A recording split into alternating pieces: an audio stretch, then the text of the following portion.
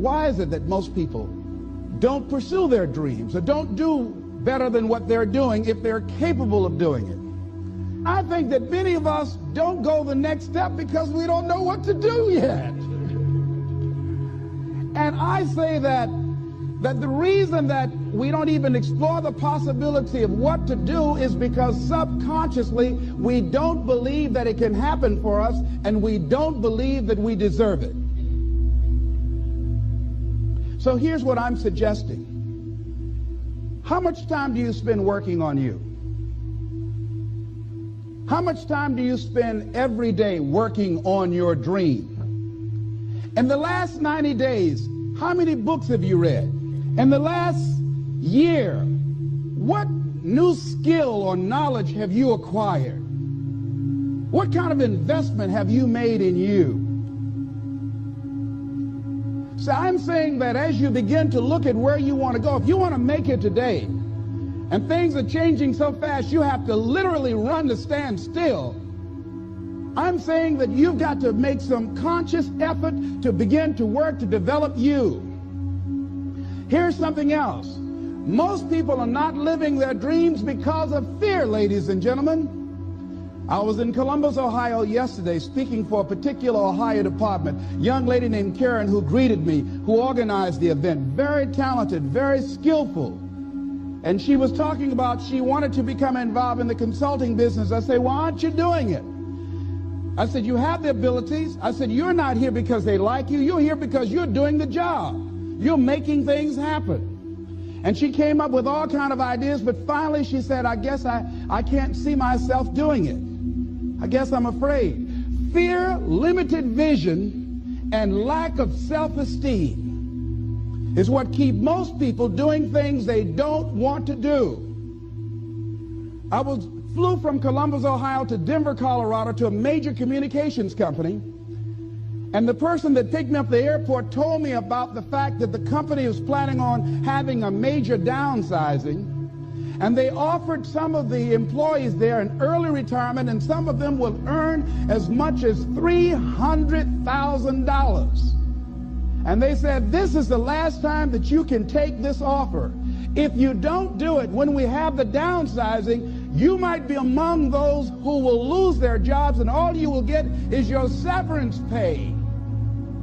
And only 50% of the people who were eligible to take the $300,000 took it. The others were afraid to take a chance on themselves.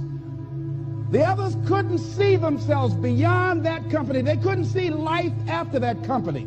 The same reason that people stay in relationships where they're abused or they're unhappy or it's unfulfilling, they can't see themselves beyond that relationship. They can't see themselves enjoying life without that person. They think that this is all that they can do. The same reason that people get stuck at a certain level in life, they can't see things being better for them. And they think that this is it and this is all they deserve. This is all they've ever seen. It's been passed on to them.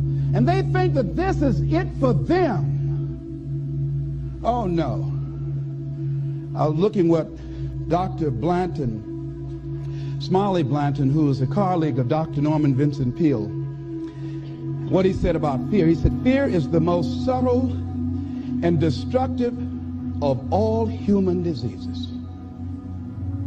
Ladies and gentlemen, fear kills dreams. Fear kills hope. Fear put people in the hospital. Fear can aid you.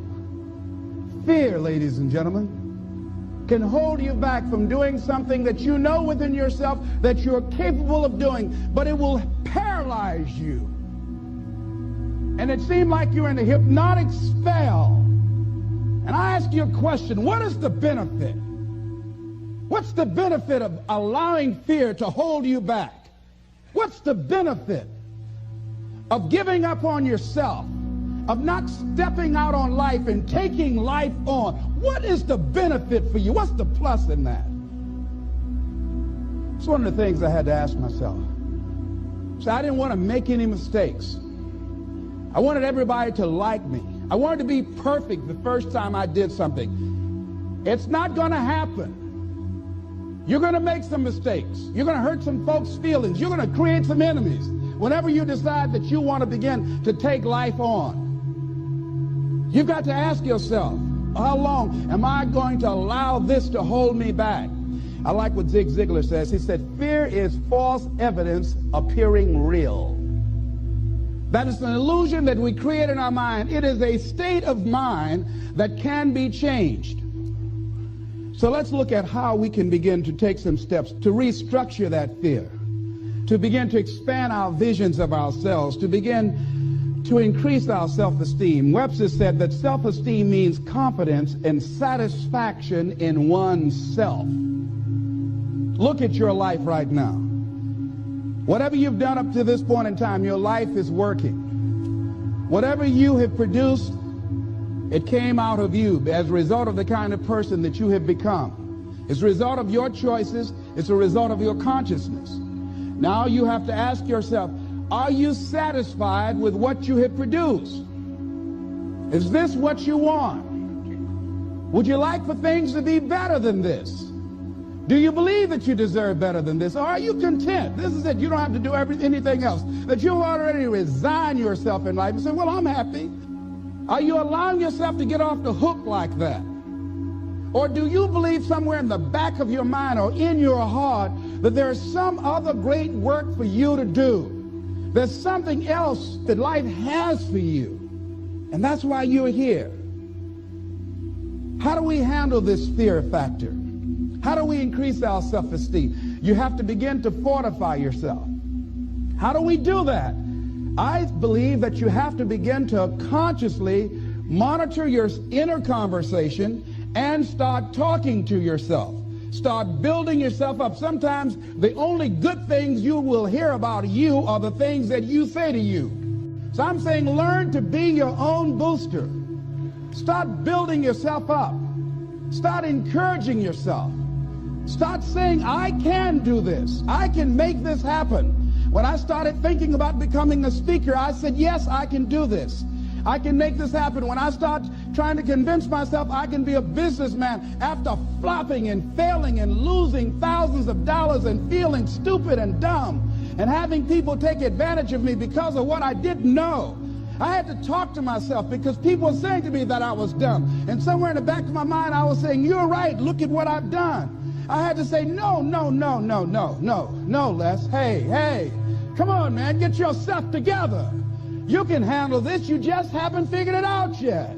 It's all right. This is your training period. This is the tuition you have to pay for what you don't know. You can do this. Other people have done it. It doesn't take an Einstein. Get you some people that can teach you some stuff that you don't know. Get you some people that have done it successfully and learn from them. Take some seminars, workshops, read some books on how to manage a business. Change the way you see yourself and begin to tend to the personal details. Understand that nobody's going to take care of your business better than you. And when I start changing that kind of mindset of beating myself up because of my mistakes, and start looking at the possibility of my doing better, of my making the adjustment that would enable me to do what I want to do successfully, things begin to change.